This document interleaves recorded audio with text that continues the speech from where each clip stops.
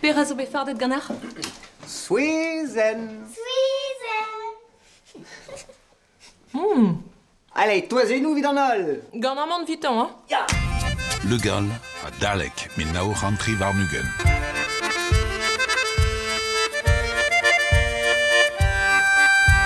Les fondateurs de Produits en Bretagne ont décidé dès 1998 d'associer et d'intégrer les activités culturelles à l'ensemble de l'activité économique de Produits en Bretagne. Culture et économie, beaucoup en parlaient. Les dirigeants de Produits en Bretagne ont décidé de les associer. Qui dit culture dit forcément langue. La langue bretonne, vecteur indispensable de la culture, vecteur indéniable de la culture, c'est tout naturellement retrouvé fer de lance de ce développement culturel. Et ça s'est traduit très rapidement dans le cadre de Produits en Bretagne par une campagne d'affichage qui a marqué les esprits lorsqu'elle a été faite dans le métro parisien. Des affiches 4x3 dans le métro parisien, Plijadur Pendaben, du plaisir du début à la fin. Campagne qui a été absolument révélatrice de ce que pouvait faire une organisation économique en faveur de la langue bretonne et tout naturellement intégrer, j'allais dire au fur et à mesure, la langue bretonne dans l'ensemble des activités des entreprises de Produits en Bretagne. Un darn deus ar pez ar reom a zo leorioù e brezhoneg, setu ez naturel e teu ar brezhoneg er vuez a bemde. Modal, pa leo evit ar stal, ive la kadmuar mia a brezhoneg er vuez, setu dre implijout tud hag a war brezhoneg, dre lakad brezhoneg un tamik partout er teuliadou bouiderez a reom. Er vuez a bemde, a blamour, eo a bouez evit peb emregerez, kaout ur politikerez dioren padus, développement durable, evit meur a stal eo an ekologiez, evit omni eo a bouez ive evel just, me ouspenze, e klaskom kemeska mio a sevenadurioù, hag meur a sevenadur, lak a plas da bep seurt yezou, hag ar brezhoneg evel just a zo a bouez amman e Brest. Nos étiquettes sont traduites en breton. Nos outils de communication, on a des visuels de communication dédiés à la langue bretonne et on communique beaucoup dans les journaux spécialisés ou dédiés à la langue bretonne. On a également un site internet qui est intégralement traduit et mis à jour régulièrement en langue bretonne. On a une signalétique d'entreprise en langue bretonne et on essaie de faire ce qu'on peut pour être un acteur social actif auprès de pas mal d'associations et de fédérations comme Vivant en tant que donateur et mécène. Après, avez produit un accord médical, ne stradavel, gan ar brezhoneg hag an breiz oken. Setu pedera hag meus implijet ar brezhoneg eo be a dizinvel diouz are a far trao eveldom. Setu a vechou souezet on bet, neus nepel zo on bet e stadou unanet, a meus kavet or vaouez, geus a vadit, penaos e fes skrivet e brezhoneg var o postelou.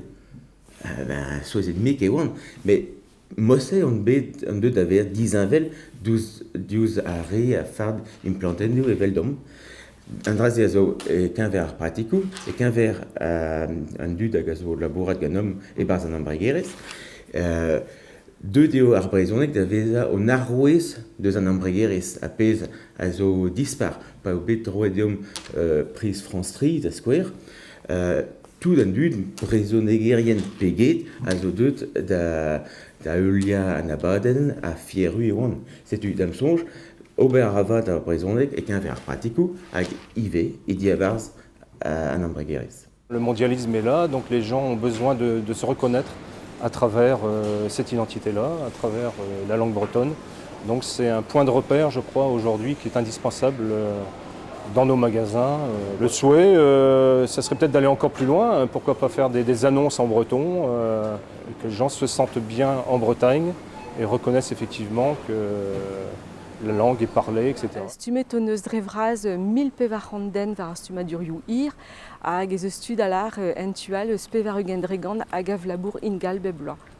Ar pez a la varfen d'ar benou braz avait fait pas impligi d'un an benag, dibabi d'un an hag a war brezhoneg, nevo kekeror, hag memestra e c'helo digaz deor traouspen. La langue bretonne est apparue sur nos packs il y a une quinzaine d'années environ. Elle est toujours présente sur quelques-uns de nos produits et on souhaite la diffuser de manière plus large.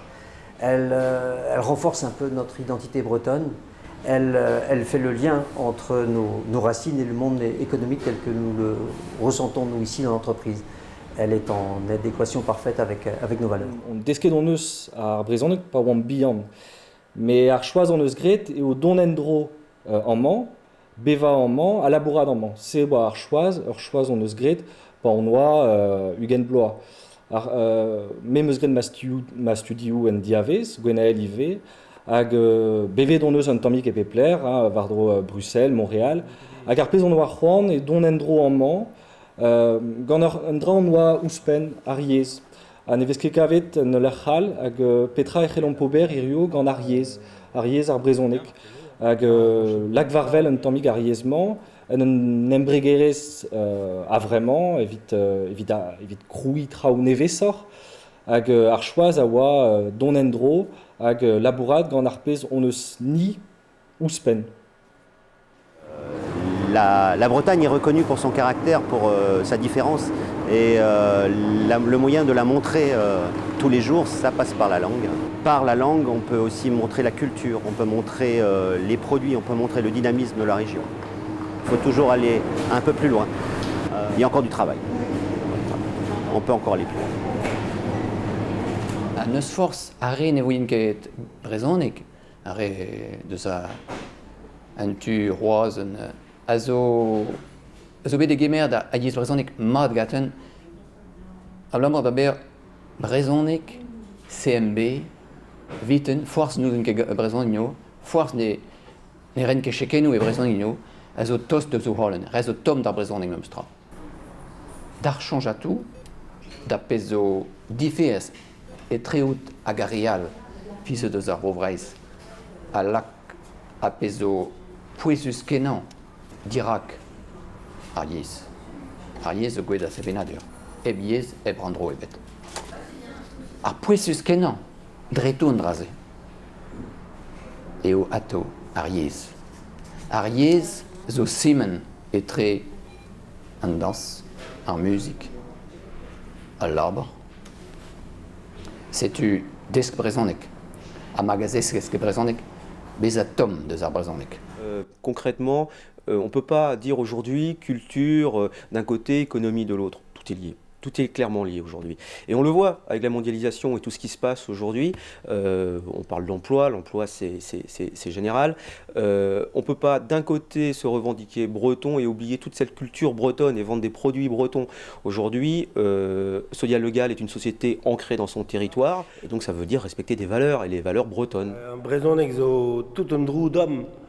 An anoioù kerioù, an anoioù a lapouset, a liou, a tout, me voir, an dud homme a voir per et brezhoneg. C'est-tu ben meus gouet ar whisky, meus klas konan, vel just. Hag an an ou, no kebet klas nio, brousoznek. C'est-tu meus kemet an an ou eve la da guiniz du e brezhoneg, c'est-tu edu. Kalastraoù zo e brezhoneg hag an dud voir ning zo evit a brezhoneg. C'est-tu an dud mat ar glianto deus menyer fiammen e an distillerie mat eus oan. Pas zavar a brezhoneg et losk on tenzor e kichen mat eus oan. Neus ket hor yez bein hag o yez vras. Neus ket droit de laket hor yez evon kuit ket da.